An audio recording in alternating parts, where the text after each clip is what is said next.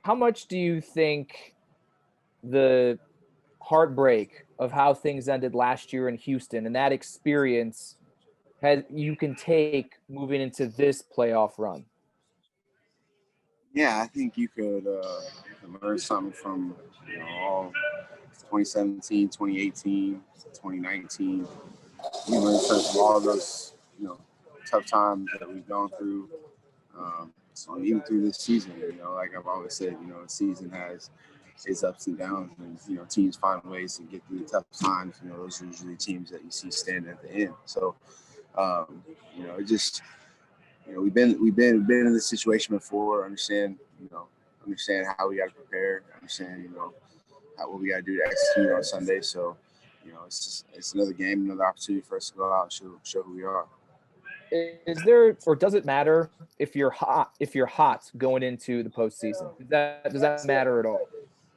I think to a certain extent, I think obviously for a confidence level, just going into a game with high confidence. But any playoffs is it's a different animal. When you're in, it's all about getting in, and then what you can do. It doesn't matter what you did in pre-postseason. Any given Sunday, Saturday, a team that executes at the highest level, teams that play better is obviously going to win. So, we got a huge task ahead of us for Saturday. So, we continue to prepare and so that we can go out and execute. I asked Sean, especially in light of, I don't know if you've heard about the Browns news, the latest. Kevin Stefanski tested positive for COVID. He won't even coach their playoff game. But I asked Sean yesterday if there's any added emphasis or conversations or things that you maybe in particular are doing to even protect yourself more now that you're in the playoffs, understanding that 10-day window, and we've seen other guys, Fitz, Kamara, other guys around the league, you could potentially be out more than one playoff game, or others could be if you test positive. I mean, have things even ramped up in that department? Yeah, you can say that they've ramped up a little bit, understanding kind of what's at stake and, doing all the things possible in order to be able to, be healthy for the game. And, even doing that, you've seen a lot around the league, even doing the things that you're supposed to be doing. I think Croft is one of the guys on our team who has treated this, he's got a newborn baby and he's got, another one on the way, I believe. And he's treated, he's taken every precaution that you could think of. He's one of the guys on the team that really does take it serious. And then you saw what happened, and so it is kind of scary.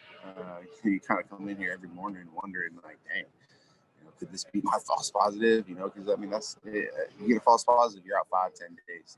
So you just got to do everything that you can in your power to continue to stay healthy in order to play on Saturday. I mean, is it as simple as if you're not at the facility, you just stay home and your family, all they do is stay at home? Yeah, basically. I mean, that's kind of what I do anyway. I'm a pretty big homebody, so I'm just here at the facility and at home. But I mean, that's especially, we got maximum 5-6 weeks left, and we got a time of our life right now. So, we've worked with this extremely hard to get to this point in your career. It would suck to have to sit out a game because of the circumstances. So, you got to take all the precautions necessary, and if that's just coming to the facility and going home, that's what you got to do. Appreciate you, Jordan. Thank you, man. Yeah, thanks, Sean. Hey, Jordan, AJ Feldman, CBS Station here in Rochester. How are you doing? Good, AJ. How are you? Doing good. When you look at a guy, like Phillip Rivers, who, has all the experience in the world, but maybe doesn't have, the arm strength or the physical tools he had 10 or so years ago, what does he bring to the field right now that you guys are most focused on when you break down that offense? Yeah, like you said, his experience is, second to none. He's played 16 years in the NFL. He's seen every single defense you can imagine. You see a lot of the stuff that they do offensively. He's making a lot of the checks at the line of scrimmage in order to get them in the right play call. So, it's hard to fool a guy like Phillip Rivers, and so just doing our very best to give him as many different looks as we can, and then sometimes not just lining up and saying, hey, this is what we're in. You got to beat us. So it's definitely a little cat and mouse game that goes on out there with Phillip Rivers, and so Like I said earlier, just coming out and having to be able to being able to execute at a high level. That's that's what we're gonna have to do. And then certainly their running back, coming off a 250 some odd yards game. Just when you watch him, in his rookie season, what kind of impresses you the most? They run hard, man. Both those backs run extremely hard, and they play extremely hard. Physical guys, and that's the type of football game that it's going to be. It's going to be a physical type smash mouth, type of game, and that's what the playoffs are about. And so, credit to those guys. They've done a great job all season, especially that rookie, and he runs extremely hard. All right, thanks for your time. One thing I can say, I said this last week. One thing I can say. Hey, Jordan, can you hear me?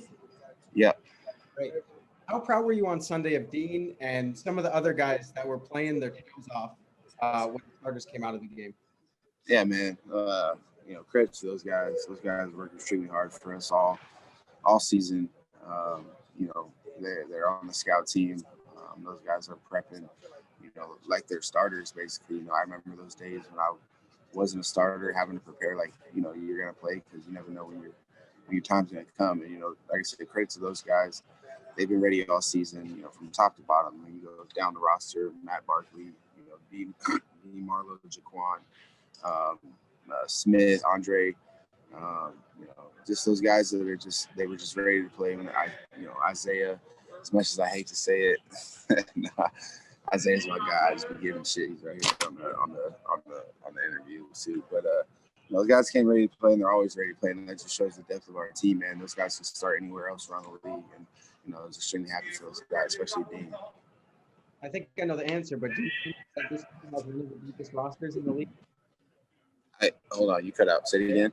Do you think that this team has one of the deepest rosters in the league? Of course, yes.